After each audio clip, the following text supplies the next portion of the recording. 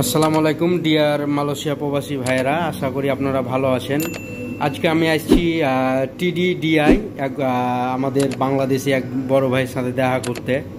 উনি এখানকার head chef হিসাবে আছে। উনি মালয়েশিয়ান, আমেরিকান, ওয়েস্টার্ন ফুড থেকে শুরু করে অনেক ফুড খুব ভালো মতো বানাতে পারে। তো আমরা কিছু জিনিস জানবো ওনার কাছ থেকে। ভাই, আপনার নাম কি বড় ভাই? ওকে, বড় ভাইয়ের নাম মোহাম্মদ শামীম আহমেদ। কত বছর মালয়েশিয়াতে?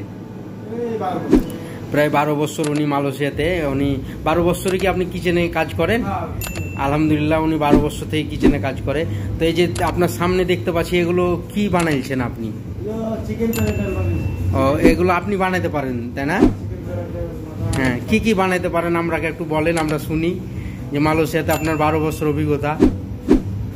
চিকেন ফ্রাইড, মাটন ফ্রাইড, তারপরে pizza, pasta, burger, western food, মানে 100 আইটেম সবই করতে হবে। হ্যাঁ, তো ভাই প্রায় 100-র ওপরে, মিনিমাম 100-র ওপরে রান্না করতে পারে ওয়েস্টার্ন এবং মালয়েশিয়ান ফুড। আলহামদুলিল্লাহ, আমার দেখা মতে উনি আসলে অনেক এক্সপিরিয়েন্স ওনার। তো ভাই, বাংলাদেশ যাবেন না কি ভাবতেছেন? মালয়েশিয়া থাকবেন?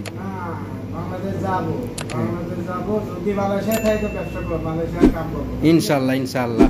বাংলাদেশ যেও মনে হয় রেস্টুরেন্ট দিবেন এরকম ভাবতেছি।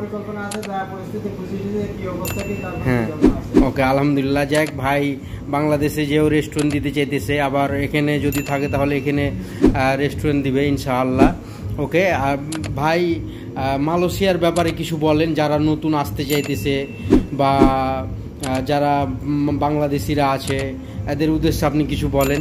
মালয়েশিয়া এসে এখন যে পরিস্থিতির যে অবস্থা আর যেভাবে দরাদরি চলতেছে আর কাজের যে ক্রাইসিস, আসে 4-5 লাখ টাকা খরচ করে এসে দেখা গেছে যে 4,000 টাকা 5 লাখ টাকা খরচ করে এসে এই টাকা পয়সা উঠাই করতে কাম কবে হয় কি না হয়, কি অবস্থা, মানে অবস্থা খুব খারাপ এখন বর্তমানে। মালয়েশিয়া না আসাটাই ভালো। 5 লাখ টাকা খরচ করে আর 5 লাখ টাকা লাগাই দিয়ে ইউরোপের ভিতরে ঢুকবো, এটাই ভালো। আর মালয়েশিয়া মধ্যপ্রাচ্য দেশে 5 লাখ টাকা খরচ করে ওই সংসারে টাকা পাঠাইবো, টুকটাক করে নিজে চলবো, এই 1 টাকা ডানে থাকছে না, একবার পুরো লাইফ কাট করে দিল, একদম ব্যস্ত করা যাবে। ভাই বলতেছে যে আপনারা যারা নতুন আসবেন, এত টাকা দিয়ে না আসায় ভালো হবে, জীবন নষ্ট হয়ে যাবে। ভাই, আপনি যে বসের আন্ডারে চাকরি করতেছেন, উনি কোন দেশি? মালয়েশিয়ান। মানে কেমন, কোটিপতি না কেমন? ধাতু না? ডিয়ার ভিউয়ার্স, আপনারা জানেন না হয়তো বা, মালয়েশিয়াতে যারা ধাতু বলে তাদের মানে প্রচুর নাম দাম এবং প্রচুর টাকার মালিক, তারাকে মালয়েশিয়াতে ধাতু বলে, তাই না? হ্যাঁ, তো আপনারা দেখলেন।